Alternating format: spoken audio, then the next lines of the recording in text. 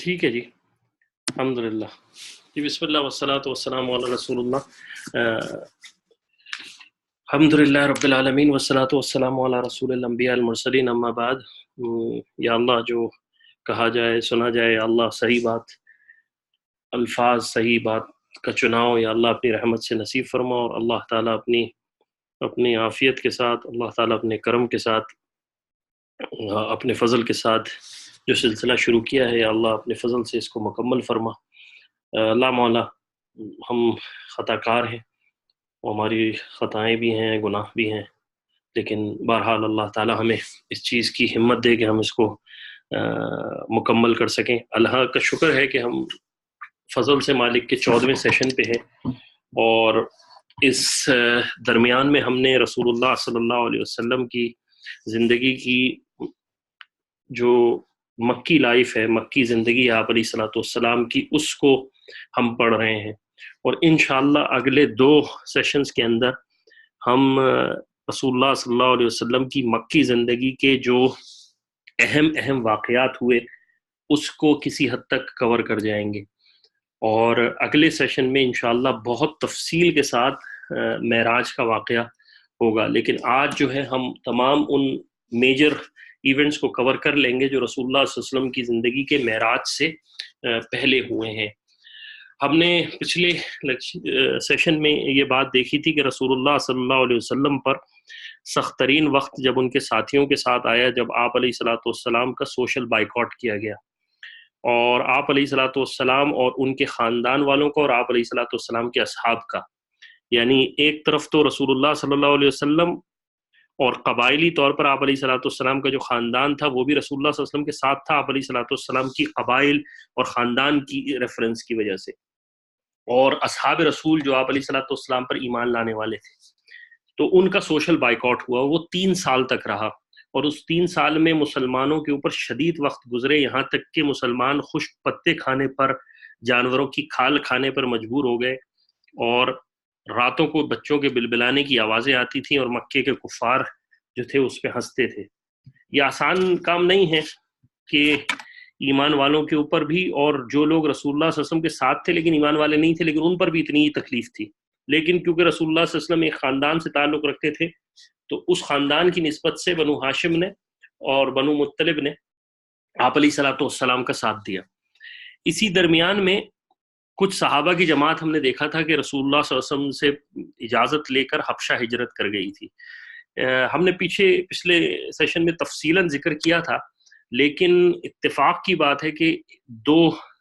چیزیں کچھ اور ملی، اور میں یہ سمجھا کہ حق تلفی ہوگی کہ آپ حضرات کو تھوڑا سا اس بارے میں اور مزید نہ بتا دیا جائے۔ وہ یہ تھا کہ رسول اللہ صلی اللہ علیہ وسلم نے جب حبشہ لوگ ہجرت کر رہے تھے، تو آپ علیہ الصلوۃ والسلام نے حضرت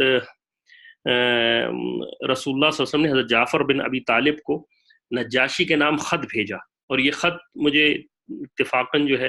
وہ اتفاقاً کہہ لیجیے، یا میں حیات الصحابہ کو بھی کنسیڈر کرتا ہوں چیزوں کو دیکھنے کے لیے، تو اس میں نظر آیا اس جلد 1 کے اندر، اور ان سیکشن کے اندر جس میں رسول اللہ صلی اللہ علیہ وسلم نے تمام بادشاہوں کو خط لکھے تھے، ان میں سے یہ خط بھی یہ پہلے خطوط میں سے ہے، یعنی رسول اللہ صلی اللہ علیہ وسلم نے کسی بادشاہ کے نام یا سرداروں میں سے ایک پہلے خط میں جو لکھے، ان میں سے ایک خط یہ حبشہ کا بھی ہے، اور اس میں حضرت جعفر رضی اللہ عنہ کو خط میں لکھوایا کہ بسم اللہ الرحمن الرحیم، میں محمد رسول اللہ صلی اللہ علیہ وسلم کی جانب سے نجاشی کے نام تھا کہ تم پر سلامتی ہو، اور تمہارے سامنے کہ اللہ کی تعریف بیان کرتا ہوں جو پاک ذات والا ہے، اور امان دینے والا ہے، اور پناہ دینے والا ہے، اور میں اس بات کی گواہی دیتا ہوں کہ عزت عیسیٰ علیہ الصلوۃ والسلام روح اللہ ہے، یعنی اللہ نے پیدا کیا ہے، اور وہ اللہ کا وہ کلمہ ہے جس کو اللہ نے مریم علیہ الصلوۃ والسلام کے بطن سے پاک صاف اور پاک دامن نصیب فرمایا۔ اور اس کے بعد آپ علیہ السلام اور حضرت عیسیٰ کے ساتھ اسی پھونک کی وجہ سے حضرت عیسیٰ کی والدہ جو تھیں وہ حضرت عیسیٰ علیہ الصلوۃ والسلام کی والدہ بنی، اور اللہ تعالیٰ نے حضرت آدم علیہ السلام کو اپنی خاص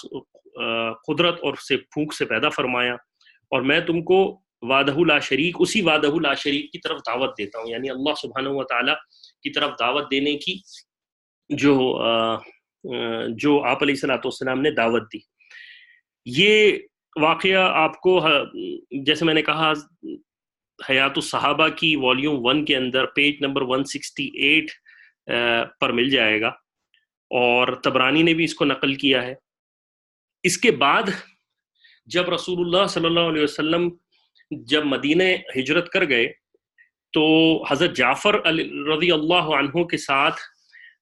نجاشی نے ایک خط آپ علیہ الصلوۃ والسلام کے نام بھیجا، اور وہ خط بھی اس حیات الصحابہ میں موجود تھا، اور اس خط میں نجاشی نے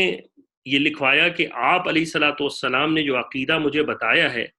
اس میں ذرہ برابر بھی کوئی زیادتی نہیں ہے، یہ بالکل حق بات ہے۔ اور نجاشی نے اپنے اس خط میں رسول اللہ صلی اللہ علیہ وسلم سے یہ بات بتائی کہ میں آپ کی اتباع کرتا ہوں اور میں آپ پر ایمان لایا ہوں کہ آپ اللہ کے رسول ہیں، اور ایک شخص جو تھا اس کے بارے میں ذکر کیا کہ میں آپ کے ساتھ اپنے ساتھ ایک بندہ میرا جو قاصد ہے وہ بھیج رہا ہوں، اور میں یہ آپ کی دعوت کو قبول کرتا ہوں۔ تو یہ وہ خط تھا جو کہ رسول اللہ صلی اللہ علیہ وسلم نے کو نجاشی نے بھیجا، اور اسی لیے میں نے نجاشی کے نام کے آگے رضی اللہ عنہ لگایا، کیونکہ مسلمانوں کے علماء کی ایک بڑی جماعت اس کو صحابی مانتی ہے۔ اور اس بارے میں یہ روایت بھی موجود ہے کہ جب نجاشی کا انتقال ہوا تو جبریل علیہ الصلوۃ والسلام اس کا جنازہ لے کے آئے تھے، اور نجاشی کا آپ علیہ الصلوۃ والسلام نے غائب جنازہ پڑھا تھا، یعنی رسول اللہ صلی اللہ علیہ وسلم کو تو پتہ تھا لیکن باقی صحابہ کو نظر نہیں آ رہا تھا۔ اسی لیے ائمہ مجتہدین کے نزدیک اس بات پر اختلاف ہے۔ ابو حنیفہ رحمہ اللہ علیہ کہتے ہیں کہ یہ معاملہ نجاشی سے خاص تھا اور رسول اللہ صلی اللہ علیہ وسلم کے سامنے جنازہ لا کے رکھا گیا تھا۔ باقی ائمہ کہتے ہیں کہ جنازہ غائب تھا تو باقی حضرات کو نہیں نظر آتا تھا، تو دونوں باتوں میں کوئی تعارض نہیں ہے، اختلاف کی اس میں کوئی بات نہیں۔ امام حنیفہ کے پاس اپنے دلائل ہیں قرآن و حدیث کی روشنی میں، کیونکہ امام حنیفہ کہتے ہیں کہ رسول اللہ صلی اللہ علیہ وسلم نے صرف اس غائب جنازے کے علاوہ اور کوئی غائب کا جنازہ نہیں پڑھا، اور جو باقی ائمہ ہیں وہ یہ کہتے ہیں کہ اس کی دلائل اس پہ دلالت کے اوپر وہ دلائل دیتے ہیں۔ تو بہرحال دونوں سارے اہل علم ہیں اور سب کا ادب اپنی جگہ ہے۔ تو یہ وہ لیٹر تھا جو کہ اتفاق سے خط مجھے مطلب اپنے اسٹڈی کے درمیان مل گیا، تو میں نے یہی سمجھا کہ آپ کو اس بارے میں تھوڑی سی تفصیل پیچھے جا کے بتا دینی چاہیے۔ اچھا، اس کے بعد اس درمیان میں حضرت ابو بکر صدیق رضی اللہ عنہ جو تھے وہ کیونکہ مسلمان مستقل ٹارچر کا شکار تھے، حضرت ابو بکر صدیق جو کہ خاندانی طور پر ایک بڑے آدمی تھے، ایک بڑے قبیلے سے تعلق رکھتے تھے، لیکن اور اسی درمیان میں آپ علیہ الصلوۃ والسلام کے اوپر بائیکاٹ بھی چل رہا تھا، تو ابو بکر صدیق رضی اللہ عنہ جو تھے انہوں نے یہ سوچا کہ میں ہجرت کر کے حبشہ چلا جاتا ہوں۔ اچھا، اس بارے میں مورخین نے بعض سیرت کی کتابوں میں تقریباً 3 سے 4 سیرت کی کتابوں میں بعض نے اس کو بائیکاٹ کے بعد ذکر کیا ہے اور بعض نے اس کو بائیکاٹ سے پہلے ذکر کیا ہے۔ تو بظاہر اس میں یہی معلوم ہوتا ہے کہ یہ جو تھا وہ اس وقت کا وقت تھا یا تو اس سے پہلے کا وقت ہے کہ جب بائیکاٹ ہوا ہے اس سے پہلے کے وقت کے اوپر حضرت ابو بکر صدیق رضی اللہ عنہ نے ہجرت کرنے کا ارادہ کیا۔ لیکن بہرحال ابو بکر صدیق رضی اللہ عنہ نے ہجرت کا ارادہ کرتے ہوئے حضرت ابو بکر صدیق رضی اللہ عنہ نے سوچا کہ میں ہجرت کر جاتا ہوں جہاں میں اللہ اور اس کے رسول کی عبادت کھل کے کر سکوں اور سکون کے ساتھ کر سکوں۔ اور ابو بکر صدیق رضی اللہ عنہ کو یہ پتہ بھی تھا کہ مسلمانوں کی ایک جماعت سکون سے رہ رہی ہے۔ تو ابو بکر صدیق رضی اللہ عنہ جب ایک مقام تھا اس کا نام ہے غماد کے نام سے، برق الغماد، اس مقام پر پہنچے تو ایک قبیلے کا سردار تھا مکے کا، اس کا نام تھا ابن دغانہ۔ تو وہ حضرت ابو بکر صدیق رضی اللہ عنہ کو ملا اور اس سے کہا کہ ابو بکر صدیق تم کہاں جا رہے ہو؟ تو ابو بکر صدیق رضی اللہ عنہ نے کہا کہ میری قوم نے مجھے ظلم کیا ہے اور مجھ پر میں اپنے رب کی عبادت کرنا چاہتا ہوں، وہ مجھے عبادت نہیں کرنے دیتے، اور اس لیے میں ہجرت کر رہا ہوں حبشہ کی طرف۔ تو ابو دغنہ نے یہ کہا کہ تم بھلے آدمی ہو اور تم جیسا آدمی مکہ سے دور چلا جائے جو کہ غریبوں پر صلہ رحمی کرتا ہے، لوگوں غریبوں کا بوجھ اٹھاتا ہے، حق بات کہتا ہے، اور میں نہیں چاہتا کہ تم حبشہ ہجرت کر کے جاؤ، اور میں چاہتا ہوں کہ تم اپنے شہر کی طرف واپس لوٹ جاؤ اور اپنے رب کی عبادت کرو۔ میں ابن دغانہ تمہیں اپنی امان میں لیتا ہوں۔ اور اس کے بعد ابو بکر صدیق رضی اللہ عنہ کو وہ ساتھ لے کر سرداران مکہ کے پاس آیا، بیت اللہ میں انہوں نے طواف کیا اور کہا کہ ابو بکر جیسا آدمی جو ہے میری امان میں، اور مکہ کے سرداران سے مخاطب ہو کے کہا کہ ابو بکر جیسے آدمی کو تم نکالتے ہو جو کہ اتنا شقیق، مطلب اتنا رحم دل ہے، جو غریبوں پر کا بوجھ اٹھاتا ہے، مہمان نواز آدمی ہے، تو میں اس کو پناہ دیتا ہوں۔ اب جب اتنے بڑے آدمی نے ان کی پناہ کی بات کی، تو قریش نے کہا کہ دراصل مسئلہ یہ ہے کہ ابو بکر صدیق رضی اللہ عنہ سے یہ کہہ دیں آپ، ایک شرط پہ ہم ان کو راضی ہیں کہ ہم ان کو تکلیف نہیں پہنچائیں گے، ان کے ساتھ کوئی معاملہ نہیں کریں گے، ایک شرط پہ ہم راضی ہیں کہ اپنے گھر میں جو جس خدا کی چاہیں عبادت کریں، نماز پڑھیں، قرآن پڑھیں، تلاوت کریں، لیکن اس کا اعلان نہ کریں۔ کیوں؟ اس کی وجہ یہ ہے کہ جب یہ اعلان یہ بات کرتے ہیں تو ان کی بات سے ہمیں تکلیف ہوتی ہے، اور ہمارے بچوں پہ ہمیں یہ ڈر ہے کہ ہماری بچے اور عورتیں جو ہیں وہ کہیں گمراہ نہ ہو جائیں۔ ابو دغانہ اس بات کو کہہ کر کہ بھئی ٹھیک ہے، ابو بکر صدیق رضی اللہ عنہ یہ کام نہیں کریں گے، اور ابو بکر صدیق رضی اللہ عنہ کو اپنی ضمانت پہ اپنے گارنٹر ایز اے گارنٹر لیتا ہوں۔ عجیب بات یہ تھی کہ مسئلہ کیا تھا اصل میں، کیوں مسئلہ تھا؟ مسئلہ یہ تھا کہ ابو بکر صدیق رضی اللہ عنہ قرآن جب پڑھتے تھے تو بلا اختیار رونا شروع کر دیتے تھے، اور ان کے دل پر اس قرآن کا اتنا اثر ہوتا تھا کہ وہ قرآن جب پڑھتے ہوئے انتہا سے زیادہ روتے تھے، تو ان سے کفار کو ڈر لگتا تھا کہ کہیں ہمارے بچے اور بیوی ان سے متاثر ہو گئے تو بڑی مصیبت آ جائے گی۔ تو بہرحال ابو بکر صدیق رضی اللہ عنہ نے یہ بات مان لی، اور ابو بکر صدیق رضی اللہ عنہ اپنے گھر میں جو ہے وہ اپنی اللہ سبحانہ و تعالیٰ کی عبادت کرنے لگے۔ لیکن اس کے بعد ابو بکر صدیق رضی اللہ عنہ نے کیا یہ کہ اپنے گھر کے صحن میں ایک مسجد بنا لی، اور وہیں نماز پڑھتے اور قرآن کی تلاوت کرتے۔ اب جب تلاوت کرتے اور ابو بکر صدیق رضی اللہ عنہ کو قریش کے لوگ جو تھے اپنے صحن میں ٹکٹکی باندھ کے اس کے بچے اور ان کے بچے اور عورتیں ابو بکر صدیق رضی اللہ عنہ کو دیکھتے، اور ابو بکر صدیق رضی اللہ عنہ جب تلاوت کرتے تو ایک عجیب منظر ہوتا ہے کہ ابو بکر صدیق رضی اللہ عنہ اللہ کے خوف سے رو رہے ہیں اور ان کی آنکھیں آنسو سے بہہ رہی ہیں۔ تو اب اس کیفیت کو چھپانا ابو بکر صدیق رضی اللہ عنہ کے لیے ممکن نہیں تھا۔ تو قریش نے پھر لوگوں کو پھر ہنگامہ شروع کر دیا کہ بھائی ہم نے کہا تھا کہ ابو بکر صدیق اپنے گھر میں عبادت کرے، یہ پھر گھر سے باہر نکل کے آیا اور صحن میں اپنی عبادت کر رہا ہے، اور ہمارے بچوں کو، ہمارے بیوی بچے اس سے گمراہ ہو رہے ہیں۔ تو انہوں نے جا کر اس سردار سے جس نے ابو بکر صدیق رضی اللہ عنہ کو پناہ دی تھی، اس سے یہ شکایت کی کہ ہم نے تو ابو بکر کو آپ کے کہنے پر پناہ دے دی تھی کہ وہ اپنے گھر میں خاموشی سے عبادت جس کی چاہے عبادت کرے، لیکن اعلانیہ طور پر نہ کرے، لیکن اب ابو بکر صدیق رضی اللہ عنہ اس شرط کے خلاف کام کر رہے ہیں، اور وہ قرآن اور نماز پڑھنا انہوں نے شروع کر دیا ہے، جس سے ہمیں اپنے بچوں اور عورتوں کے بگڑ جانے کا خطرہ ہے۔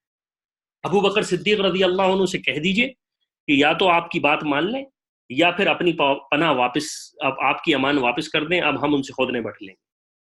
ابو بکر صدیق رضی اللہ عنہ کے پاس وہ شخص آیا اور اس نے کہا کہ ابو بکر میں نے تم سے یہ کہا تھا۔ تو ابو بکر صدیق رضی اللہ عنہ نے کہا کہ میں تمہیں اپنی امان واپس کرتا ہوں، اور میں صرف اللہ سبحانہ عز و جل کے امان اور پناہ پر راضی ہوں، یعنی میرے لیے مختصر بات یہ کہ میرے لیے میرا اللہ ہی کافی ہے۔ یہ بخاری کے اندر یہ واقعہ ہے۔ اب یہ واقعہ ہونے کے بعد، اس واقعے پر جیسے میں نے کہا کہ تاریخ کے اندر سیرت کی کتابوں میں بعض جگہ آگے اور بعض جگہ بعد میں واقعہ ہے۔ اس کے بعد ایک ایونٹ یہ ہوتا ہے کہ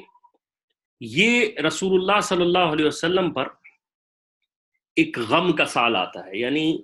10واں سال آپ علیہ الصلوۃ والسلام کی نبوی زندگی کا، اور آپ علیہ الصلوۃ والسلام پر اللہ سبحانہ و تعالیٰ کا ایک ٹیسٹ آتا ہے۔ مسلمانوں پر سوشل بائیکاٹ، ہمیں اگر آپ لوگوں کو یاد ہے کہ ہم نے پچھلے ہی سیشن میں دیکھا تھا کہ مسلمانوں پر جو سوشل بائیکاٹ تھا وہ ایک عقد کی صورت میں لکھا ہوا تھا حرم میں، بعد میں اس کو دیمک کھا گئی تو صرف اللہ کا نام باقی رہا۔ تو جب وہ سوشل بائیکاٹ ختم ہو گیا، اس کے کچھ عرصے بعد ہی، یعنی کچھ ہی دنوں کے بعد ہی، اللہ تعالیٰ کی طرف سے رسول اللہ صلی اللہ علیہ وسلم پر ایک ٹیسٹ یہ آیا کہ جب رسول اللہ صلی اللہ علیہ وسلم کے سب سے زیادہ محبت کرنے والے چچا ابو طالب جو تھے ان کا انتقال ہوا، اور بعض نے لکھا کہ رمضان میں، یا بعض نے لکھا شوال کے اندر 10ویں سال رسول اللہ صلی اللہ علیہ وسلم کے انتقال ہو گیا۔ اور اس کے چند روز ہی بعد سیدنا خدیجہ رضی اللہ عنہا کا بھی انتقال ہو گیا۔ مسند ابن احمد، بخاری اور نسائی میں ہے کہ جب ابو طالب مرنے لگا تو رسول اللہ صلی اللہ علیہ وسلم اس کے پاس آئے تو دیکھا تو ابو جہل اور عبداللہ بن امیہ جو کہ بڑے کفاروں میں سے ایک تھے وہ پہلے سے وہاں موجود تھے۔ رسول اللہ صلی اللہ علیہ وسلم نے اپنے چچا سے کہا کہ اے میرے چچا، ایک مرتبہ لا الہ الا اللہ کہہ دو، میں خدا کے سامنے تمہاری شفاعت کروں گا اور سفارش کے لیے مجھے ایک حجت مل جائے گی۔ جب رسول اللہ صلی اللہ علیہ وسلم نے یہ بات کی تو ابو جہل اور عبداللہ بن امیہ نے کہا اے ابو طالب، تو اپنے ملت عبد المطلب سے پھر جائے گا؟ یعنی آج تیرے مرنے کا وقت ہے، ساری زندگی تو اس دین پر قائم رہا اور تو اس پر تو چھوڑ دے گا؟ تو ابو طالب جو تھا وہ مستقل یہی کہتا رہا کہ یہی کہتے رہے کہ میں دین مطلب پر ہوں، اور رسول اللہ صلی اللہ علیہ وسلم مستقل ان پر توحید پیش کرتے رہے۔ بالآخر ابو طالب نے لا الہ الا اللہ کہنے سے انکار کر دیا، اور اسی پر ان کا آخری کلام ہوا کہ میں دین مطلب پر ہوں۔ ایک بات تھوڑی سی سمجھ لیں، وہ یہ ہے کہ جب انسان کے اوپر نزاع کی کیفیت آ جاتی ہے تو اس کے سارے اعمال جو ہیں وہ ختم ہو جاتے ہیں۔ یعنی جب انسان کو موت کا فرشتہ نظر آنا شروع ہو جائے تو اس کے اوپر تمام جو توبہ کا دروازہ ہوتا ہے وہ بند ہو جاتا ہے، یعنی اب اس کے اوپر کوئی عمل قابل قبول نہیں ہوتا۔ اب وہ رسول اللہ صلی اللہ علیہ وسلم نے کیوں کہا کہ میرے چچا ایک مرتبہ لا الہ الا اللہ کہہ دیں، یعنی بالکل آخری وقت تھا، اس وقت عمومی طور پر انسان کو حق سامنے نظر آنا شروع ہو جاتا ہے، تو اس وقت کیوں نہیں کہہ دیا؟ تو اللہ کے رسول صلی اللہ علیہ وسلم نے فرمایا تاکہ میں ایک دفعہ کہہ دیجئے تاکہ میں اللہ تعالیٰ سے آپ کی سفارش کر سکوں، یعنی آپ کی سفارش کر سکوں آخری وقت میں۔ عمومی طور پر ایسے وقت میں یہ چیز قبول نہیں ہوتی، کیونکہ انسان کے اوپر جب موت کا فرشتہ نظر آنا شروع ہو جائے یا وہ کیفیت آ جائے کہ انسان بالکل موت کی بالکل آخری لمحوں میں ہے، تو ایسے وقت کے اوپر کہتے ہیں کہ تمام چیزیں بند ہو جاتی ہیں۔ علماء سے سنا میں عجیب بات، اتفاق کی باتیں کرتے کرتے ایک واقعہ یاد آیا۔ آج سے کوئی تقریباً 2 سال پہلے جہاں میں رہتا ہوں وہاں پر ایک اتفاق کی بات ہے کہ میرے گھر کے پاس ہی ایک حلاق کی دکان تھی، میں اپنے بال وغیرہ وہیں ہی کٹواتا تھا۔ تو ایک دن میں اس شخص کے پاس گیا تو وہ مجھ سے کہنے لگا کہ مجھے لگا کہ ان کے چہرے پر بہت جو ہے وہ تکلیف ہے اور چہرے پر بہت آثار نمایاں ہیں بیماری کے۔ تو میں نے ان سے کہا کہ آپ کی طبیعت خراب لگ رہی ہے، مجھے لگ رہا ہے کہ آپ کی طبیعت بہت خراب ہے۔ تو انہوں نے کہا کہ نہیں، مجھے زندگی میں تو کوئی بیماری آج تک نہیں ہوئی، میں آج تک کبھی زندگی میں بیمار نہیں پڑا۔ تو میں نے ان سے کہا کہ مجھے آپ کی بہرحال بیماری لگ رہی ہے۔ تو بولنے لگے نہیں، مجھے سر میں کچھ درد ہے۔ تو اتفاق کی بات کہ میں نے اپنے بیٹے سے کہا کہ تم ایک کام کرو، بلڈ پریشر کی دوا بیٹا چیک کرنے کی جو ڈیوائس ہے وہ گھر سے لے آؤ۔ اور انہوں نے بیٹا میرا لے آیا، اور وہ ڈیوائس جب میں نے ان کا بلڈ پریشر چیک کیا تو اوور 350 کے قریب تھا۔ تو میں نے اپنے ڈاکٹر جو میرے محسن بھی ہیں، دوست بھی ہیں، میں نے ان کو فوراً میسج کیا کہ ڈاکٹر صاحب یہ اس وقت بلڈ پریشر ہے۔ انہوں نے کہا یہ بہت خطرناک ہے، آپ فوراً اس کو بولیں کہ ہاسپٹل جائیں ایمرجنسی میں۔ ایمرجنسی میں وہ ہاسپٹل چلے گئے۔ اس کے بعد میں ان سے ملا، میں نے پوچھا، اس کے ایک آدھ دن بعد میں نے ان سے طبیعت معلوم کی تو انہوں نے کہا میرا بلڈ پریشر ہائی تھا، ڈاکٹرز نے دوا دی ہے۔ اس کے بعد ہوا یہ کہ وہ انڈیا چلے گئے، یو پی کے رہنے والے تھے، اور 2 ہفتے بعد مجھے کسی نے کہا کہ ان کا انتقال ہو گیا۔ یہ وہ شخص جو یہ کہہ رہا ہے میں زندگی میں کبھی بیمار نہیں ہوا۔ اچھا، جہاں وہ رہتے تھے، کیونکہ یہ طبقہ عمومی طور پر جو ہے وہ بیچلرز ہی رہتے ہیں، تو ان کے بہت قریبی دوست وہ بتانے لگے کہ پچھلے 1 مہینے یا 15 دن سے ان کی طبیعت بہت بگڑی ہوئی تھی، اور وہ یہ کہتے تھے کہ مجھے کوئی شخص سامنے نظر آ رہا ہے جو یہ کہہ رہا ہے کہ آپ کے جانے کا وقت آ گیا ہے اور آپ کو چلنا ہے۔ اور وہ مستقل وہ لوگوں کو بولتا تھا کہ دیکھو تمہیں کوئی شخص نظر آ رہا ہے۔ جب لوگوں نے پہلے کا دفعہ کہا بھائی یہاں کوئی نہیں ہے، تو پھر انہوں نے یہ خاموش لیکن انہوں نے اپنے بہت قریبی دوست کو یہ بات بتائی، اور ان کے توسط سے مجھے پتہ چلی۔ تو بہرحال موت ایک کیفیت ہے، موت ایک وقت کا نام ہے۔ اللہ تعالیٰ اس وقت ہمارے لیے بہت احسن معاملہ فرمائے، لیکن جب آپ سے بات کی تو عمومی طور پر ایسے وقت کے اندر جب موت کا فرشتہ نظر آ جائے تو اس وقت جو ہے وہ توبہ کا دروازہ بند ہو جاتا ہے۔ بہرحال رسول اللہ صلی اللہ علیہ وسلم نے اللہ کے رسول علیہ الصلوۃ والسلام نے اپنے چچا پر کلمہ پیش کیا، اور چچا نے جواب دیا کہ میں نے اپنے عبد المطلب کے دین پر رہا۔ رسول اللہ صلی اللہ علیہ وسلم جب ابو طالب مر گئے تو رسول اللہ صلی اللہ علیہ وسلم نے کہا کہ میں برابر ابو طالب کے لیے استغفار کرتا رہوں گا، یعنی مغفرت کی دعا کرتا رہوں گا، جب تک کہ اللہ تعالیٰ کی طرف سے مجھے منع نہیں کر دیا جاتا۔ اس پر اللہ سبحانہ و تعالیٰ کی طرف سے آیت نازل ہوئی، ما کان للنبی والذین آمنوا ان یستغفروا للمشرکین ولو کانوا اولی قربا ومن بعد ما تبین لهم ان لهم اصحاب الجحیم۔ سورہ توبہ کے اندر کہ پیغمبر اور مسلمانوں کے لیے جائز نہیں کہ وہ مشرکین کے لیے دعائیں مغفرت کریں، اگرچہ ان کے رشتہ دار ہی کیوں نہ ہوں، جبکہ یہ ظاہر ہو گیا کہ یہ لوگ دوزخی ہیں، یعنی کفر پر مرے۔ اس کے بعد ایک اور آیت نازل ہوئی جو کہ جس میں سورہ قصص کے اندر 56 کے اندر جس میں یہ لکھا تھا، جس کا ترجمہ کچھ اس طرح سے ہے، آپ جس کو چاہیں ہدایت نہیں کر سکتے، لیکن اللہ جس کو ہدایت دیتا ہے چاہتا ہے ہدایت دیتا ہے۔ تو اس کے بعد رسول اللہ صلی اللہ علیہ وسلم نے استغفار، کیونکہ وہی آ گئی، رسول اللہ صلی اللہ علیہ وسلم سے حضرت عباس رضی اللہ عنہ، رسول اللہ کے چچا ہیں، وہ فرماتے ہیں، انہوں نے کہا کہ یا رسول اللہ، آپ کے چچا آپ کے ہمیشہ حامی و ناصر رہے، آپ کی مدد کی، آپ کے ساتھ دنیا کے اندر تکلیفیں برداشت کی، 3 سال آپ کا بائیکاٹ آپ کے ساتھ رہے، آپ کو ہر طرح مدد کی، تو آپ ان کے لیے کچھ مددگار رہے۔ تو آپ علیہ الصلوۃ والسلام نے فرمایا وہ ٹخنوں تک آگ میں ہیں، اگر میں شفاعت نہیں کرتا تو جہنم کی تہہ میں ہوتے، یعنی میری سفارش جو ہوئی ہے اس کی وجہ سے ان کے ٹخنوں تک صرف عذاب ہے، اگر نہیں شفاعت کرتا تو وہ جہنم کے بالکل تہہ میں ہوتے، اور یہ بخاری کے اندر واقعہ موجود ہے۔ عجیب بات یہ ہے کہ ابو طالب حضرت جب انتقال ہو گیا اس کے بعد، تو حضرت علی رضی اللہ عنہ سے مروی ہے کہ وہ اپنے اللہ کے رسول علیہ الصلوۃ والسلام کے پاس ہے اور فرمایا یا رسول اللہ، میرا باپ تو تھا لیکن یہ تو گمراہ مرا ہے، تو میں کیا کروں؟ تو اللہ کے رسول علیہ الصلوۃ والسلام نے فرمایا جاؤ دفن کرو۔ میں نے یعنی حضرت علی رضی اللہ عنہ نے عرض کیا یا رسول اللہ وہ تو مشرک مرا ہے، تو آپ نے فرمایا کہ ہاں اس کو دفن کر دو۔ یہ حدیث ابو داؤد میں بھی ہے اور نسائی کے اندر بھی موجود ہے۔ حافظ عسقلانی نے اس کو صحیح حد بتایا ہے۔ جب حضرت علی رضی اللہ عنہ دفن کر کے ابو طالب کو آ گئے تو رسول اللہ صلی اللہ علیہ وسلم نے فرمایا کہ تم جو ہے علی غسل کر لو، اور اسی بنا پر فقہا کا یہ قول ہے کہ اگر کسی مشرک کو آپ دفن کریں تو اس کے لیے مستحب ہے کہ وہ جا کر اسی حدیث کے اوپر، اس واقعے کے اوپر وہ استدلال کرتے ہیں یہ ہیں کہ اس واقعے کے اوپر کہ اگر کوئی کسی کافر کو دفن کیا ہے تو بہتر یہ ہے کہ انسان غسل کر لے۔ جب یہ واقعہ ہو گیا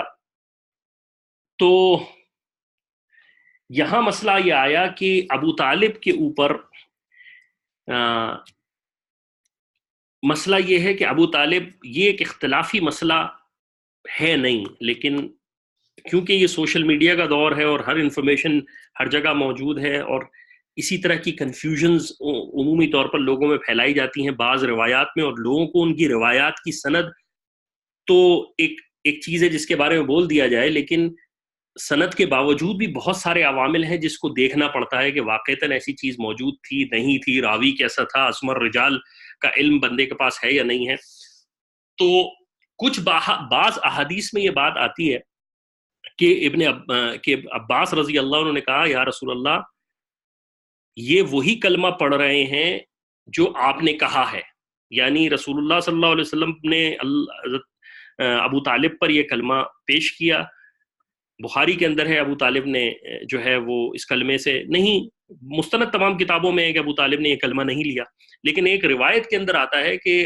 عباس رضی اللہ عنہ کہتے ہیں کہ جو چچا ہیں ابو طالب یہ وہی کلمہ کہہ رہے ہیں جو آپ ان کو کہہ رہے ہیں، یعنی آخری وقت میں یہ کلمہ کہہ رہے ہیں، لیکن رسول اللہ صلی اللہ علیہ وسلم نے کہا کہ یہ جواب میں نے نہیں سنا۔ آپ علیہ الصلوۃ والسلام فرمایا میں نے نہیں سنا۔ اس حدیث کے اوپر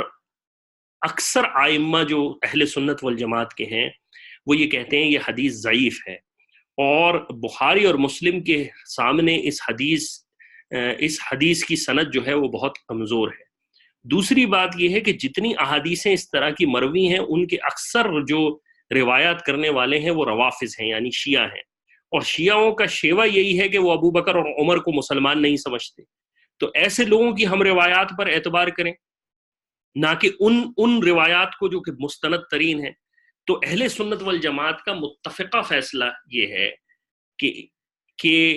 چاہے وہ ابو حنیفہ ہوں، مالک، شافعی ہوں، یا اکثر جورسٹ علماء کا، وہ یہ ہے کہ ابو طالب کا خاتمہ جو تھا وہ کفر ہی پر ہوا، لیکن اللہ کے رسول علیہ الصلوۃ والسلام کی شفاعت کی وجہ سے ان کے اوپر عذاب میں تخفیف کر دی گئی، اور ان کے ٹخنوں تک جو ہے وہ عذاب دیا جاتا ہے، نہ کہ پورے جسم کو عذاب دیا جائے.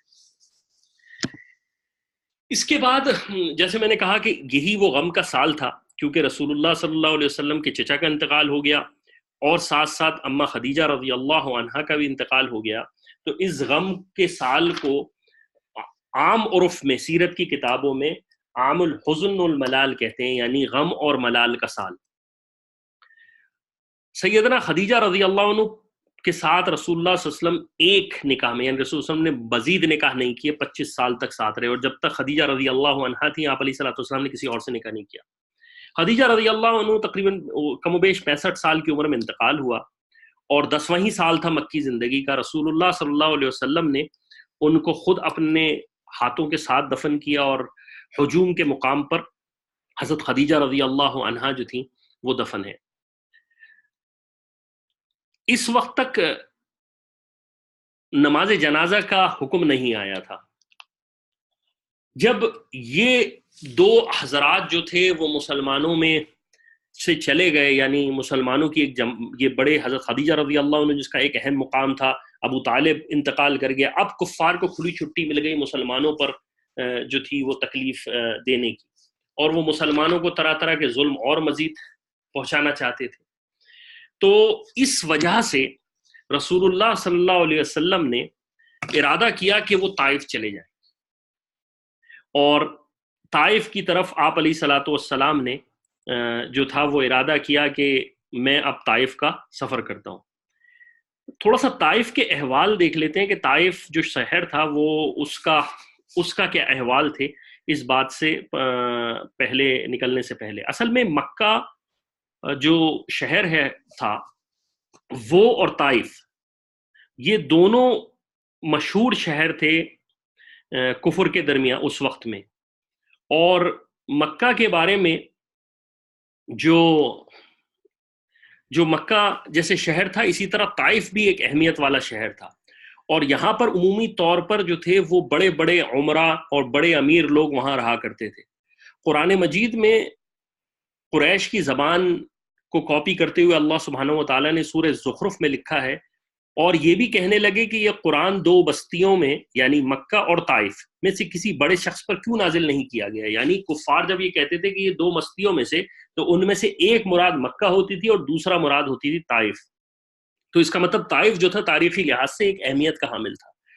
اچھا، عجیب بات یہ تھی کہ اس جگہ پر یہ ایک مشہور بت تھا طائف کے اندر جو کہ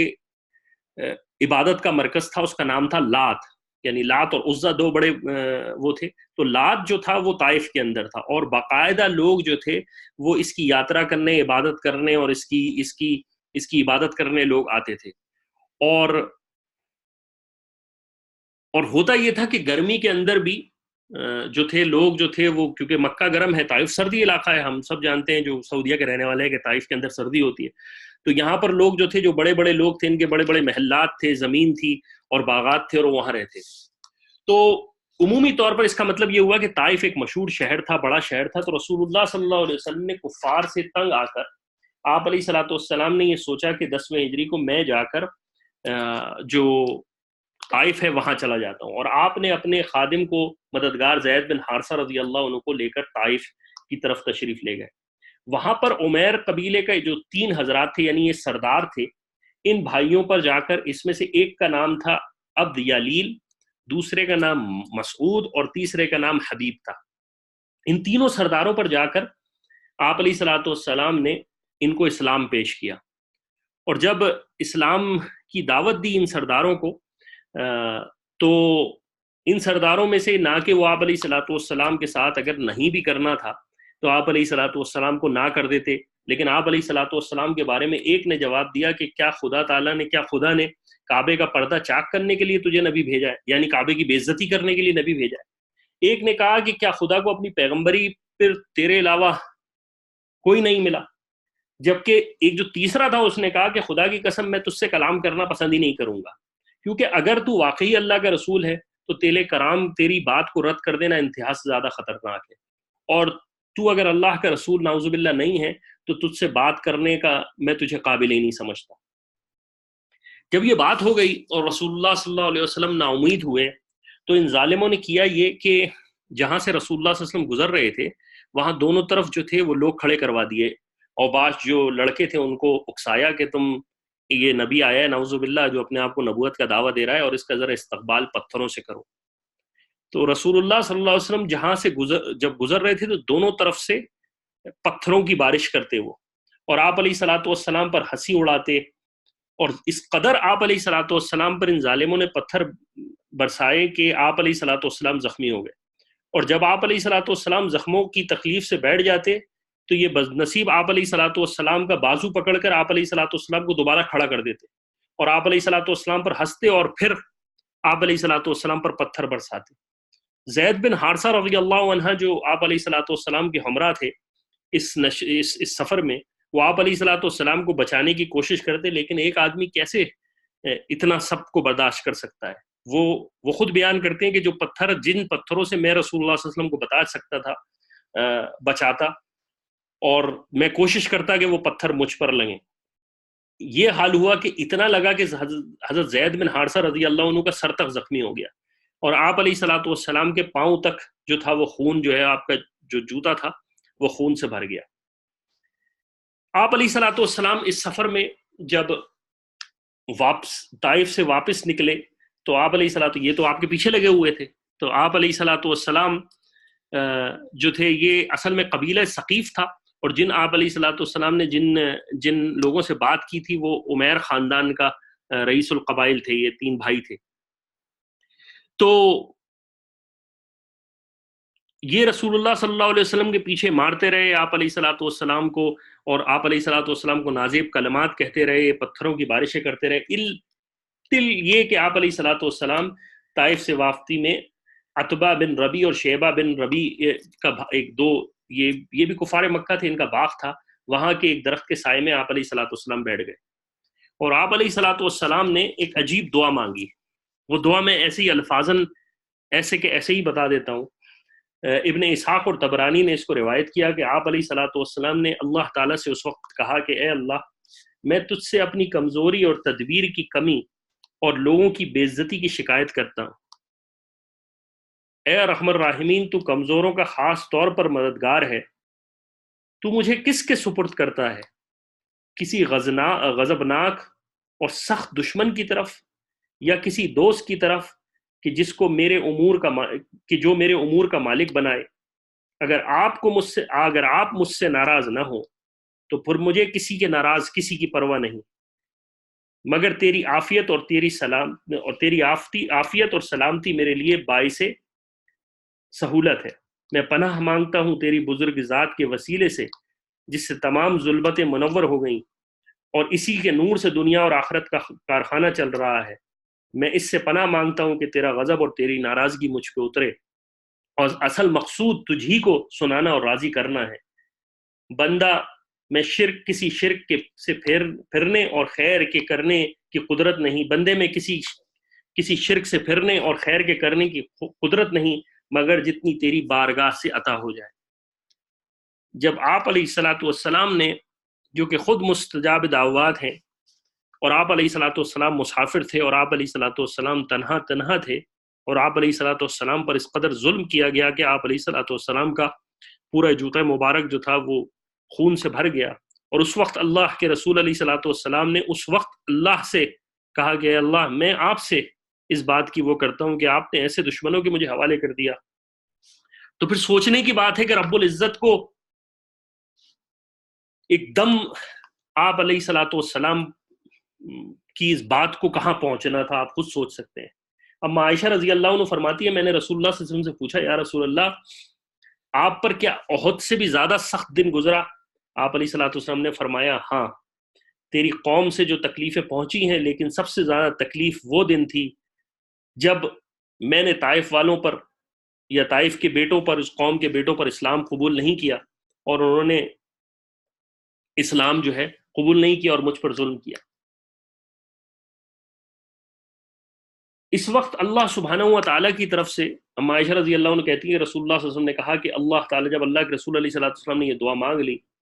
تو ملک الجبال جو کہ پہاڑوں کا فرشتہ تھا، وہ اللہ کے پاس کی طرف سے حاضر ہوا اور کہا کہ اللہ کے رسول میں آپ کو سلام کرتا ہوں، اللہ نے مجھے آپ کے پاس بھیجا ہے اور مجھے حکم دیا ہے کہ آپ سے اجازت چاہیں، اگر آپ کہتے ہیں تو یہ طائف جو دو پہاڑوں کے درمیان ہے میں اس کو لے کے دو کے درمیان ملا دیتا ہوں، آپ حکم کریں۔ اللہ کے رسول علیہ الصلوۃ والسلام نے فرمایا نہیں، میں امید کرتا ہوں کہ اللہ ان کی نسل میں سے ایسے لوگ پیدا کرے گا جو صرف وحدہ لا شریک کی عبادت کریں گے اور اس کے ساتھ کسی کو شریک نہ کریں گے۔ فتح الباری۔ جب آپ علیہ الصلوۃ والسلام اس باغ میں جہاں آپ نے پناہ لی تھی اور آپ علیہ الصلوۃ والسلام اس سختی کی اس پریشانی کے عالم میں وہاں موجود تھے، تو عتبہ اور شیبہ جن کا ان کے دل میں رسول اللہ صلی اللہ علیہ وسلم کے لیے کچھ رحم پیدا ہوا کہ اس قدر سخت تکلیف میں ہیں آپ علیہ الصلوۃ والسلام، تو ان کے دل کچھ نرم ہوئے۔ انہوں نے اپنے غلام تھا عدس کے نام سے، اس کو کہا کہ جاؤ جا کے یہ کچھ انگور ہیں، یہ انگوروں کا ہی باغ تھا، اس انگور جا کے رسول اللہ صلی اللہ علیہ وسلم کو پیش کرو، ان سے کہنا کہ منع مت کرنا، لیں ضرور۔ جو عداس تھا وہ آپ علیہ الصلوۃ والسلام کے سامنے وہ انگوروں کا توشہ لے کے آیا اور رسول اللہ صلی اللہ علیہ وسلم نے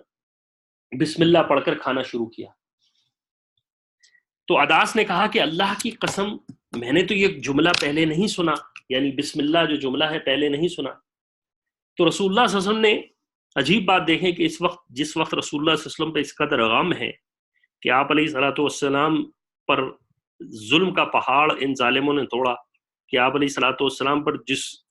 پر پتھر برسائے، اس وقت بھی رسول اللہ صلی اللہ علیہ وسلم نے اس کو دعوت دینی مناسب سمجھا، اور اس وقت بھی آپ علیہ الصلوۃ والسلام نے اس سے کہا، جب اس نے پوچھا کہ میں نے یہ جملہ نہیں سنا، تو رسول اللہ صلی اللہ علیہ وسلم نے فرمایا تم کہاں کے بندے ہو اور تمہارا دین کیا ہے؟ تو عداس نے کہا میں نینوا شہر کا ہوں اور میں اصل میں کرسچن ہوں۔ تو آپ علیہ الصلوۃ والسلام نے فرمایا تم وہاں کے نینوا کے بندے ہو جہاں تم میرا بھائی یونس علیہ الصلوۃ والسلام آئے تھے؟ تو عداس جو تھا وہ شخص حیران رہ گیا کہ انہوں نے کہا کہ آپ کو یونس کا کیسے علم؟ تو اللہ کے رسول علیہ الصلوۃ والسلام نے فرمایا وہ میرے بھائی تھے اور نبی تھے۔ عداس نے آپ علیہ الصلوۃ والسلام کی پیشانی اور ہاتھوں کا اور پیروں کا بوسہ لیا اور کہا کہ میں آپ پر ایمان لے کے آتا ہوں۔ اچھا، یہ سب کچھ جو تھا وہ عتبہ اور شیبہ دیکھ رہے تھے۔ جب یہ واپس آیا تو ان کو شک ہوا کہ یہ کہیں ان رسول اللہ صلی اللہ علیہ وسلم کے دین پر ہو گیا ہے، تو اس نے کہا کہ دیکھو ایک بات یاد رکھو کہ جس دین پر تو ہے یہ دین اس سے بہتر ہے، یعنی تیرا دین جو ہے وہ سب سے بہتر ہے، تو اپنے دین سے مت ہٹنا۔ لیکن تاریخ کے اندر یہی ہے کہ عداس رضی اللہ عنہ مسلمان ہو گئے تھے، اور حاکم بن حزام رضی اللہ عنہ سے مروی ہے کہ جب غزوہ بدر پر عتبہ اور شیبہ قریش مکہ کا لشکر لے کے جا رہے تھے تو عداس جو تھا ان کے پیروں کو پکڑ لیا اور کہا کہ خدا کا واسطہ میں تمہیں اللہ اور اس کے رسول کی تم قسم دیتا ہوں، اللہ کی قسم کہ وہ اللہ کے رسول ہیں، تم لوگ مقتل کی طرف، اپنے آپ کو قتل کرنے کی طرف جا رہے ہیں۔ اس کے بعد جب یہ قافلہ بدر کے لیے لڑنے کے لیے چلا گیا تو عداس وہاں بیٹھ کے رو رہا تھا۔ تو آس بن شیبہ یعنی جو شیبہ کا بیٹا تھا وہ آیا اور اس نے کہا کہ عداس کیوں روتے ہو؟ اس نے کہا میں اپنے سرداروں کی وجہ سے رو رہا ہوں، آج وہ اللہ کے رسول سے مقابلہ کرنے کے لیے گئے ہیں۔ تو عداس جو آس بن شیبہ تھا اس نے کہا کہ کیا وہ واقعی اللہ کے رسول ہیں؟ تو عداس نے کہا کہ ہاں، خدا کی قسم دنیا کی طرف اللہ کے رسول ہو کر یہ آئے ہیں۔ یہ جب واقعہ ہو گیا اور رسول اللہ صلی اللہ علیہ وسلم جب غمگین ہو کر آ گئے تو آپ علیہ الصلوۃ والسلام واپسی کے مقام پر کچھ روز تک نخلا کے مقام پر ٹھہرے، اور نخلا کے مقام پر اللہ کے رسول علیہ الصلوۃ والسلام اپنی عبادت میں مشغول تھے، اور آپ علیہ الصلوۃ والسلام قرآن اپنی نماز اور قرآن پڑھ رہے تھے، تو وہاں 7 جنات وہاں سے گزرے۔ اور وہاں سے ان سال جنات کا گزر ہوا اور انہوں نے رسول اللہ صلی اللہ علیہ وسلم کو قرآن پڑھتے ہوئے سنا، لیکن رسول اللہ صلی اللہ علیہ وسلم کو اس کا پتہ نہیں چلا۔ بعد میں جب رسول اللہ صلی اللہ علیہ وسلم پر وحی نازل ہوئی، اور جب وحی نازل ہوئی تو وحی کچھ اس طرح آئی کہ ہم نے، اور اس وقت کو یاد کیجئے کہ جب ہم نے جنات کی ایک جماعت کو آپ کی طرف بھیجا تاکہ آپ کا قرآن سنیں، پس جب وہ حاضر ہو گئے تو آپس میں کہنے لگے خاموش رہو،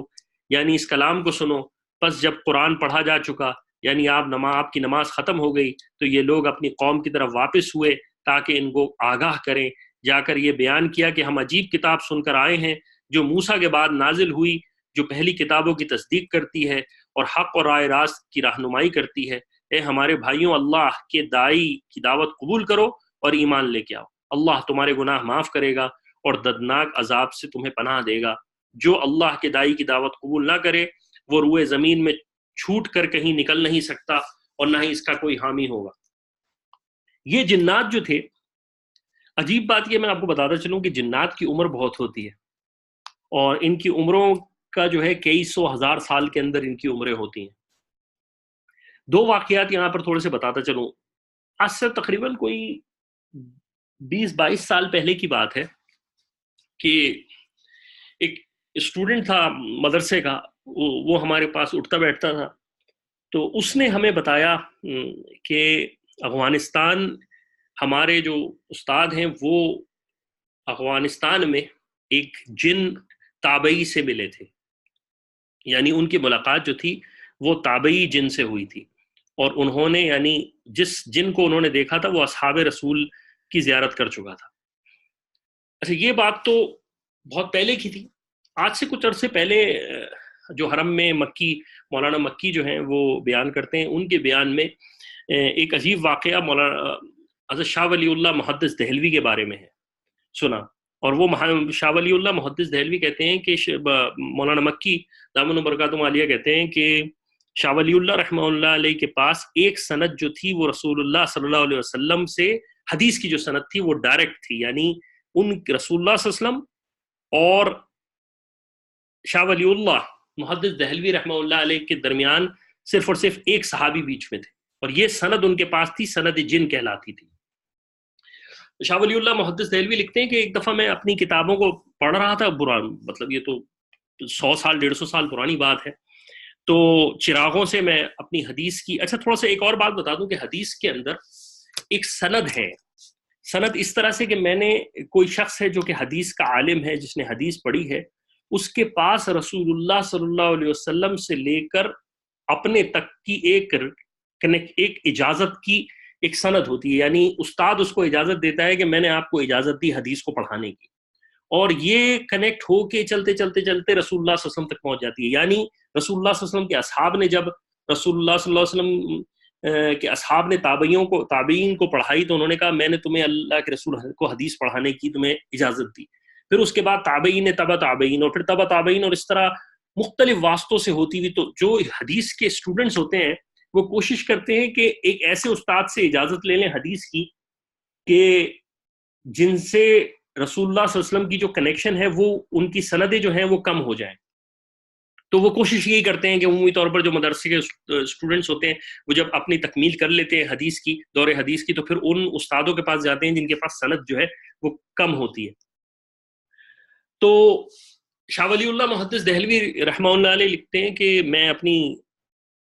کتابوں میں، اپنی پڑھائی میں مصروف تھا، اپنے دین کے کام میں مصروف تھا، اچانک مجھے جو ہے وہ چراغ کے سامنے سے ایک سانپ نظر آیا۔ تو جب سانپ نظر آیا تو میں نے جو ہاتھ میں میرے ڈنڈا تھا وہ میں نے اس سانپ کے دے مارا، اور سانپ کے دے مارنے کی وجہ سے سانپ مر گیا۔ وہ یہ کہتے ہیں میں رات کو سو گیا، جب سو گیا تو اتفاق کی بات ہے کہ رات کو سویا تو مجھے ایسا لگا کہ کوئی فوجی لباس پہن کے، مطلب جو لباس ہوگا اس زمانے کے، اس طرح کی فوج کا یا جو بھی پولیس ہوگی اس طرح کے کچھ لوگ آئے اور مجھے کہا کہ تم نے ہمارے بندوں کو قتل کیا ہے تو ہم تمہیں لینے آئے۔ اب شاہ ولی اللہ محدث دہلوی رحمہ اللہ لکھتے ہیں کہ میں نے ان سے کہا کہ میں نے کسی شخص کو نہیں مارا،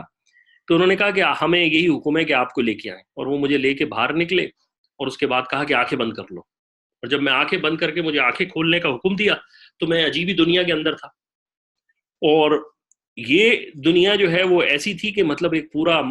ایک محل لگا ہوا ہے، ایک پوری دنیا ہی الگ ہے. وہاں پر ایک درمیان میں کوئی بڑا بیٹھا ہے، اور رائٹ اور لیفٹ کے اوپر کچھ ائمہ بیٹھے ہیں، علماء بیٹھے ہیں، کچھ بزرگ بیٹھے ہوئے ہیں، لیکن پورا سب کچھ. تو وہ بادشاہ جو تھا اس کے درمیان میں پیش کر دیا، اس سے کہا کہ بادشاہ نے کہا کہ تم نے ہمارا بندہ مارا ہے. تو انہوں نے کہا میں نے تو کسی شخص کو نہیں مارا حضرت، میں تو عالم آدمی ہوں، اور عالم کیسے کسی کو مار سکتا ہے، میں نے اور تمہیں قصاص دینا ہے. تو انہوں نے کہا میں نے کیسے کسی کو مارا، کسی شخص کو نہیں مارا، آپ کیسے مجھے کہہ سکتے ہیں کہ میں نے تو کسی کو نہیں مارا. تو انہوں نے کہا کہ نہیں، تمہارے سامنے سانپ آیا تھا اور تم نے اس کو مار دیا، وہ ہمارا بندہ تھا. اب شاہ ولی اللہ کو اندازہ ہوا کہ یہ دنیا بالکل مختلف ہے، یہ تو جنات کا شاید مسئلہ ہے. تو شاہ ولی اللہ کیونکہ حدیث کے عالم تھے، اور حدیث ہندوستان میں جو حدیث کی سند ہے وہ ساری شاہ ولی اللہ محدث دہلوی رحمہ اللہ علیہ کے تھرو ہی جاتی ہے. تو انہوں نے کہا کہ وقال علیہ الصلوۃ والسلام من تشبہ بقوم فمنہم، جو جس قوم کی شبیہ اختیار کرے گا وہ اس میں سے ہے. میرے اللہ کے رسول علیہ الصلوۃ والسلام کی حدیث پہنچی ہے مجھے، اور تمہارا جو بندہ تھا وہ سانپ کی صورت میں آیا، تو اس کا تعلق وہ اس قوم کی شبیہ لے کے آیا، اور ہمیں اختیار ہے موذی جانور کو، اللہ اور اس کے رسول نے ہمیں اختیار دیا کہ موذی جانور کو ہم مار سکتے ہیں. تو بادشاہ نے جو وہاں کا عالم تھا ان سے کہا کہ کیا یہ شخص جو یہ کہہ رہا ہے وہ ٹھیک کہہ رہا ہے؟ تو اس عالم نے کہا کہ یہ ٹھیک کہہ رہے ہیں، جب حدیث یہ بیان کی گئی تھی اس وقت میں رسول اللہ صلی اللہ علیہ وسلم کے ساتھ تھا، یعنی میں نے رسول اللہ صلی اللہ علیہ وسلم سے یہ خود حدیث سنی ہے، یعنی وہ جو جن تھا وہ صحابی تھا. تو جو جنات کا بادشاہ تھا اس نے کہا کہ ان کو باعزت چھوڑ کے آ جاؤ. تو شاہ ولی اللہ محدث دہلوی رحمہ اللہ نے کہا کہ حضرت میں آ تو گیا ہوں، آپ صحابی رسول ہیں، تو آپ مجھے حدیث کی سند دے دیجئے، میں آپ کے سامنے ایک حدیث پڑھ دیتا ہوں. تو شاہ ولی اللہ رحمہ اللہ علیہ کہتے ہیں کہ میں نے وہاں وہ حدیث پڑھی، اور حضرت شیخ نے جو اس وقت کے جن کے شیخ تھے، جو صحابی بھی تھے، انہوں نے رضی اللہ عنہ، انہوں نے اس سند کو مجھے سند دی. تو حضرت کے پاس ایک سند وہ بھی تھی جو کہ ڈائریکٹ رسول اللہ صلی اللہ علیہ وسلم تک ایک واسطے کے تھرو جاتی تھی. تو درمیان میں یہ بات نکل آئی، تو میں نے یہ سوچا کہ آپ کو بتاتا چلوں، کہ تھوڑا سا اس بارے میں بھی بتاتا چلوں. تو رسول اللہ صلی اللہ علیہ وسلم نخلا کے مقام پر کچھ ٹھہرے، اور وہاں پر آپ علیہ الصلوۃ والسلام نے جنات سے آپ کی ملاقات ہوئی. آپ علیہ الصلوۃ والسلام کو پتہ نہیں چلا، لیکن بعد میں اللہ تعالیٰ نے رسول اللہ صلی اللہ علیہ وسلم کو تسلی دینے کے لیے بتایا کہ اللہ کے رسول، آپ پہ جنات مسلمان اگر دین پہ لوگ نہیں آ رہے آپ فکر نہ کریں، لیکن اور لوگ جو ہیں وہ دوسری قومیں مسلمان ہو رہی ہیں. حضرت زید بن حارثہ رضی اللہ عنہ جب قریب پہنچے تو حضرت زید بن حارثہ رضی اللہ عنہ سے آپ علیہ الصلوۃ والسلام نے عرض کیا کہ مکے میں کس طرح داخل ہوں گے، ہم نے تو وہاں سے نکل آئے ہیں. زید بن حارثہ نے کہا کہ یا رسول اللہ مکے میں داخل کس طرح ہوں گے؟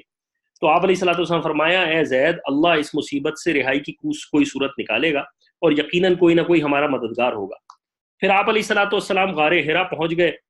اور وہاں پر آپ نے ایک شخص تھا اخنس بن شریق، اس کے پاس پیغام بجایا کہ میں تمہاری پناہ میں آنا چاہتا ہوں، تم مجھے اپنی پناہ میں لے لو. تو اس نے کہا کہ میں قریش کا ساتھی ہوں اور میں آپ کو پناہ میں نہیں لے سکتا. بعد میں آپ علیہ الصلوۃ والسلام نے سہیل بن عمر کو یہ پیغام بجایا، اور اس نے کہا کہ میں تمہیں معذرت کرتا ہوں، میں محمد علیہ الصلوۃ والسلام تم کو جو ہے اپنی پناہ میں نہیں لے سکتا. اس کے بعد رسول اللہ صلی اللہ علیہ وسلم نے مطعم بن عدی کو پیغام پہنچایا. یہ وہی مطعم بن عدی تھا جو کہ اگر آپ کو یاد ہو پچھلے سیشن میں یہ بھی کھڑا ہو گیا تھا ابو جہل کے خلاف، جب رسول اللہ صلی اللہ علیہ وسلم کے بائیکاٹ کے اوپر لوگ کھڑے ہوئے تو یہ ان میں سے تھا کہ تم ظلم کر رہے ہو. تو مطعم بن عدی جو تھا وہ آپ علیہ الصلوۃ والسلام نے پیغام بجایا، اس نے کہا کہ میں آپ میری پناہ میں.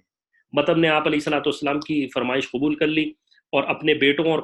اپنی قوم کے لوگوں کو بلا کر حکم دیا کہ ہتھیار لگاؤ اور حرم کے دروازے پر کھڑے رہو، میں رسول اللہ صلی اللہ علیہ وسلم کو پناہ دی ہے. اور خود بھی اونٹ پر سوار ہو کر حرم پر آ گیا اور پکار کر کہا اے قریش، میں رسول اللہ صلی اللہ علیہ وسلم کو پناہ دی ہے اور اس میں کوئی تعرض نہیں ہے، یعنی کوئی شک نہیں ہے. آپ علیہ الصلوۃ والسلام حرم میں تشریف لائے، حجر اسود کو بوسہ دیا، طواف کر کے 2 رکعت نماز پڑھی، اور پھر اپنے مکان میں تشریف لے گئے.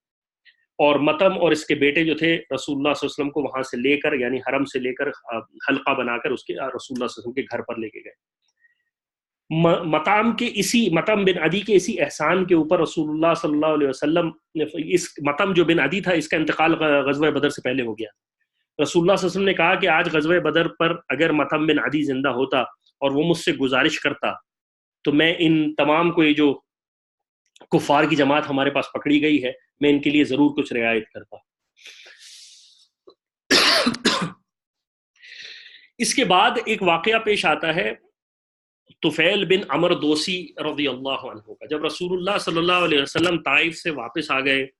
جب یہ سارا واقعہ ہو گیا تو آپ علیہ الصلوۃ والسلام مکہ کے اندر ہی تھے، اور آپ علیہ الصلوۃ والسلام دین کی تبلیغ میں مصروف تھے، اور آپ علیہ الصلوۃ والسلام اپنی دین کی بات میں لگے ہوئے تھے. تو ایک شخص تھا دوسی قبیلے کے، طفیل بن عمر، یہ مشہور آدمی تھے، اور یہ اپنی مذہبی طور پر بھی مشہور تھے، اپنی ان کی ذات کے حوالے سے بھی مشہور تھے، اور کیونکہ شاعر بھی بہت بڑے تھے وہ مشہور تھے. وہ اپنے بارے میں کہتے ہیں کہ جب وہ وہاں پہنچے تو رسول اللہ صلی اللہ علیہ وسلم کے بارے میں ان کو پتہ چلا، تو کفار نے کہا کہ دیکھو ہمارے درمیان میں ایک شخص ہے جس نے ہمارے گھروں کو آپس میں لڑوا دیا ہے، ہمارے بچے ہم سے الگ ہو گئے ہیں، ہماری کچھ کی بیویاں الگ ہو گئی ہیں، ہمارے اندر ایک مصیبت کر دی ہے. اگر تم نے اس کی بات کر لی تو تمہارے قبیلے کا بھی یہی حال ہوگا، اور تم معزز آدمی ہو، تم بڑے سمجھدار ہو، تم اس کی بات مت سننا، اور اس کی بات جو ہے عجیب جادو کا اثر رکھتی ہے. لوگ جو اس کی بات سنتے ہیں وہ فوراً اس پر ایمان لے آتے ہیں، اور پھر اس کے بعد ان کا قبیلے کے اندر مسلسل لڑائی ہوتی ہے. میں تم کو یہ کہتا ہوں کہ تم اس کی بات پر قطعاً بد دھیان دینا اور نہ اس کی بات کو سننا. اب طفیل بن عمر دوسی رضی اللہ عنہ کہتے ہیں کہ میں اس بات کو میں نے اپنے دماغ میں اتنا بٹھا لیا کہ میں نے بات سننی ہی نہیں ہے، تو میں نے اپنے کانوں میں جو تھی نا وہ چیزیں ٹھوس لی کہ مجھے پتہ نہ چلے. اتفاق کی بات ہے کہ طفیل بن عمر دوسی رضی اللہ عنہ کہتے ہیں کہ میں جب یہ طے کر ہی چکا تھا کہ میں رسول اللہ صلی اللہ علیہ وسلم کی بات نہیں سنوں گا، تو صبح جب میں مسجد جانے لگا تو کانوں میں روئی ڈر سے کہ کہیں رسول اللہ صلی اللہ علیہ وسلم کی آواز نہ پتہ چل جائے. وہ جب حرم میں پہنچا تو رسول اللہ صلی اللہ علیہ وسلم نماز پڑھ رہے تھے. اللہ کا کرنا کہ جب رسول اللہ صلی اللہ علیہ وسلم کے قریب سے وہ گزرے تو اللہ تعالیٰ نے نہ چاہتے ہوئے بھی طفیل بن عمر دوسی رضی اللہ عنہ کے کان میں رسول اللہ صلی اللہ علیہ وسلم کی آواز پہنچا دی، وہ جو کلام تھا. اور طفیل بن عمر دوسی رضی اللہ عنہ نے کہا کہ اپنے بارے میں کہا کہ تیری ماں تجھ پر روئے، یعنی تیرا بیڑا غرق ہو، تو اتنا سمجھدار آدمی ہے، تو کلام کو جاننے والا ہے، تو سب کچھ جانتا ہے، تجھے اچھے اور برے کلام کی تمیز نہیں ہے، اس میں کیا حرج ہے کہ اس کی بات سننے، اور